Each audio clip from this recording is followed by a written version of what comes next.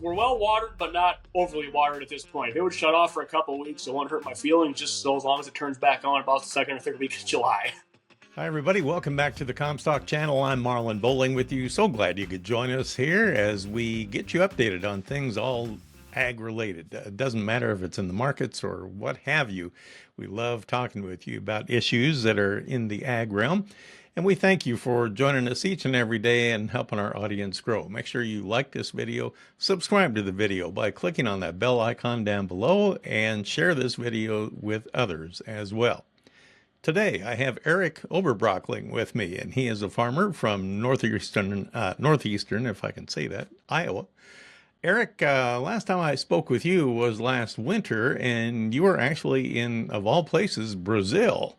And you were on the Comstock farm tour back then. Totally different situation. Now you're back home, and you're farming in the Three I states here.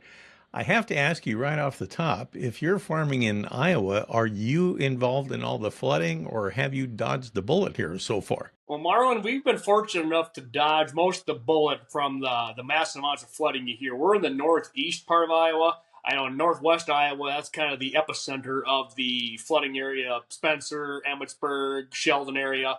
That part of the state, I know the reports over, probably a 2-3 day period caught 14, 15 inches of rain in a short 2-3 day period. So that's the epicenter of the flooding part of Iowa right now. That water is all slowly making its way down, south and east towards, the Des Moines area. On my corner of the world here, the Mississippi River, that is rising. It is above flood stage right now, but I don't think it's really going to be high enough to massively affect anything, property-wise or agricultural-wise for the most part. Now, you are located where? I said Northeast Iowa, yeah, but what town? Garnavillo, small little town. We're about an hour north of Dubuque, Iowa, or about 2 hours straight west of Madison, Wisconsin. The Mississippi River sits about 2 miles from the farmstead here. Okay, so let's talk about conditions where you are. How did planting season treat you? Well, long. Planning started out, we thought we were going to be pretty much, game, set, match over and done within 2 weeks. Started planting on the 14th, 15th of April. We came off, a record drought last year. We were still bone dry. Just really at that point in time, we were waiting for ground temperature to warm up. The soil moisture was dry, just waiting for the calendar and the ground temperature to say it's go time. We started planting, ran 3, 4, 5 days, and then it rained 2-3 inches. We had a week intermission. Planned a few more days, rained another 3-4 inches, planned a few days. That was kind of the story of spring. We get a 2 or 3 day window in between 4 or 5 inch shots of rain. The first couple 4 or 5 inch shots of rain we could hold fairly well, being we came off record drought last year. But fast forward, second, third week of May, we were still fighting just intermittent planting windows, and planting season really drug on over the course of about 5 or 6 weeks.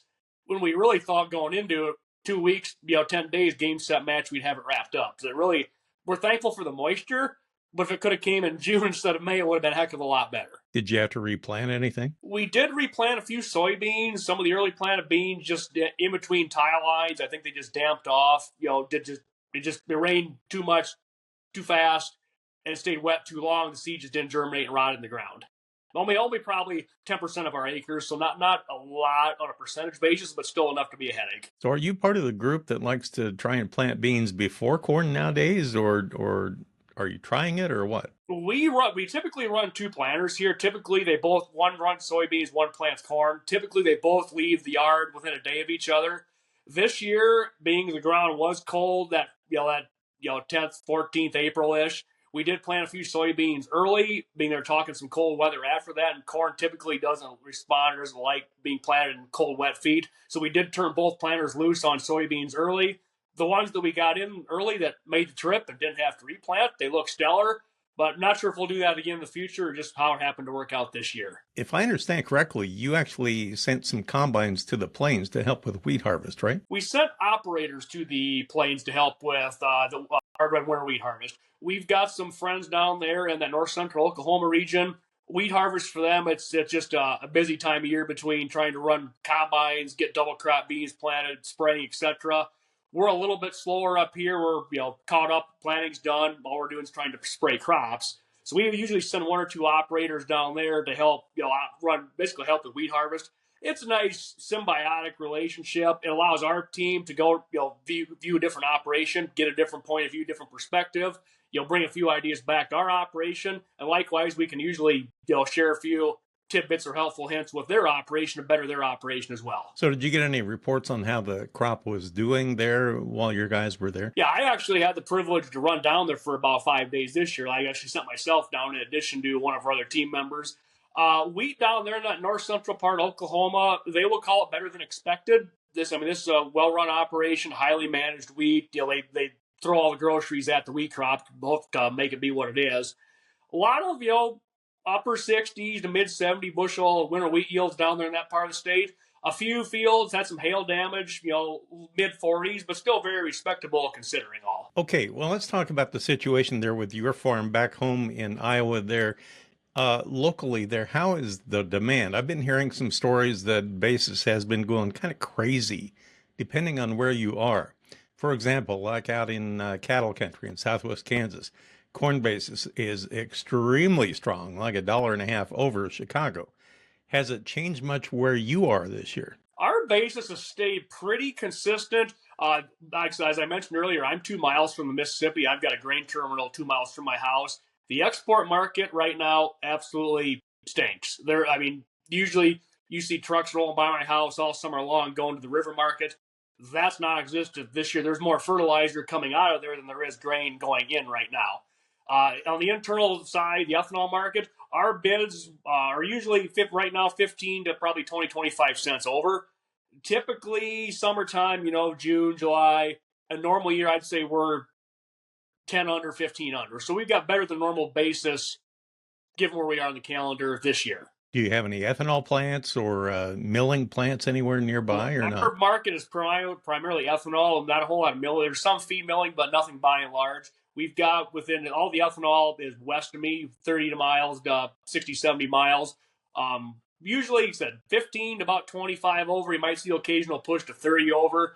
We do run a trucking business in addition to farming. So once in a while, we will send corn 100, 150 miles west to capture some of that basis. If we've got a feed ingredient backhaul or reason to put the truck out there, we send a load of corn along with it. Well, as I mentioned earlier, you took part in our Comstock farm tour in Brazil.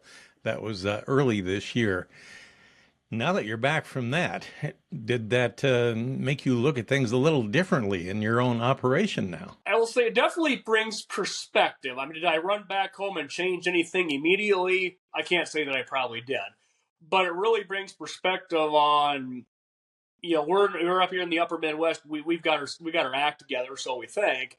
But really, it's a global market. And just maybe change the way how we might market grain, or knowing that there's 2 soybean crops in the world. There's a safrinha corn crop coming online right now. That changes the overall demand picture. Like I said, there's a safrinha corn crop coming online right now. That could very well be filling the export pipeline to your China's, the other parts of the country. And that puts us in the back burner, which could be very well why I said there's no truck traffic heading to the Mississippi River right now this summer to move grain down the river for export. I just wondered, do you have an update as far as how your crop stature is right now? Give us an idea how far along it is on the corn. Are you tasseled? Are you anywhere near it? How big are your soybeans right now? We're not nearing tassel right now. I would say probably tassel for us, Marlon. We're going to be looking at probably that second, third week of July. As I mentioned, our planting window is pretty strung out. Most guys in this area really hit the ground running that third week. April is when a lot of the corn went in, that first part of May around here. So we're probably, I would say, 3 weeks out from tassel yet. Soybeans, I've seen some of the first planted beans yesterday. They're just starting to flower, so we're starting entering the reproductive stage in soybeans. Not a lot of size to the beans, but typically on a soybean crop, if you've got a lot of tall vegetative beans, that doesn't always translate into good, big bean yields. So we're flowering. That's what we're supposed to be doing this time of year, but just not a lot of vegetative growth. 15-inch beans, rows are just starting to canopy is kind of where we're at vegetatively. So, Eric, that kind of tells me that your corn right now is deciding what its maximum ear potential will be then. Correct. We've got some corn here that I would say there will be some individual fields that could be record-breaking or near record-breaking yields. But I was out top dressing a bunch of corn the last 4 or 5 days here.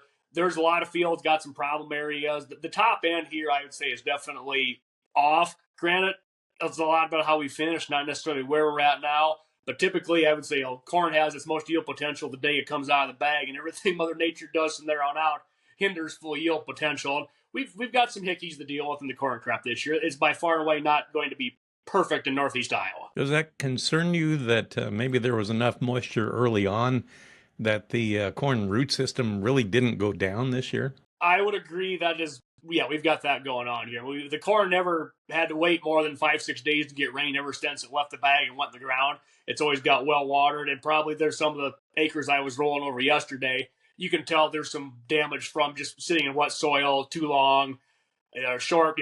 Same pass across the field. Corn could be almost knee high, and corn could be 10 inches tall, depending upon the drainage situation, the subsoil moisture situation. Have you ever been through a flash drought there before? Yeah, we've seen flash droughts before. That could be the biggest hurdle to get over here if all of a sudden it does turn out hot and dry going into July or August in that reproductive stage. The fact that our corn crop probably is going to be shy in the root system, being it, like I said, it hasn't ever had to wait more than 4 or 5 days for rain since it left the bag. So give us an idea what kind of temperatures you guys are having right now. Right now, today, it's beautiful here. We're in the low to mid 80s, super nice. Last couple of weeks, we've been above average, lows in the low 90s, few 94, 95 degree days. High humidity, that's typically when it rains. You get humidity. It seems like rain likes rain. The more you can stir up, the more you can get rain on the ground. Couple of high temperatures, it stays humid and it just kind of feeds on itself and snowballs to keep making pop-up thunderstorms. Last summer we were in a D4 drought here in Iowa. Last summer, they'd call for an inch of rain, we get a tenth. This year, it seems like they call for a couple tenths, we get an inch out of the deal. Have you heard much from your local grain elevators or terminals about how active the farmer sales have been this year compared to other years? Very slow paced is how I would describe it. I would say our basis is right now 20 to 30 cents better than it typically is. So I'd say they're trying to use basis to do the work on prying the grains out of farmers' hands right now, at least to keep the pipeline full. I talked to a couple friends of mine in the trucking business. They're typically they haul grain, and a couple of the co-ops they talked to, they've got 2.5 million bushel of grain sitting on hand, but it's all farmer owned, so it can't leave the facility. Their concern there is what's going to happen come fall when the fall crop shows up and there's still a whole pile of farmer-owned old crop grain in the pipeline yet. Not sold, just sitting in open storage. Do they have piles of grain on the ground now? No piles on the ground. The ground piles are all picked up, but just a lot of corn sitting in commercial bin space that's still farmer-owned yet. Oh, okay. Gotcha. Well, thank you for the update. I appreciate that. I wanted to check in, see how things were going in your part of the country. Not everywhere is underwater, but not everywhere is drying out either. You're kind of in a happy medium, the way it sounds in that part of the country there. We're well watered, but not overly watered at this point. If it would shut off for a couple of weeks, it won't hurt my feelings, just so as long as it turns back on about the second or third week of July. All right. Well, thanks again, Erik, for giving us an update. Good to hear from you again. Best of luck to you this year. Erik Oberbroeckling with us from Northeastern Iowa. And that'll do it for this episode here. For producer Brianne Hendrickson, I'm Marlon Bowling. We'll catch you next time right here on the Comstock channel. Thanks for joining us on our Comstock YouTube channel. Don't forget you can also find us on Facebook and TikTok as well. Futures trading involves risk. The risk of loss in trading futures and or options is substantial, and each investor and or trader must consider whether this is a suitable investment. Past performance is not indicative of future results.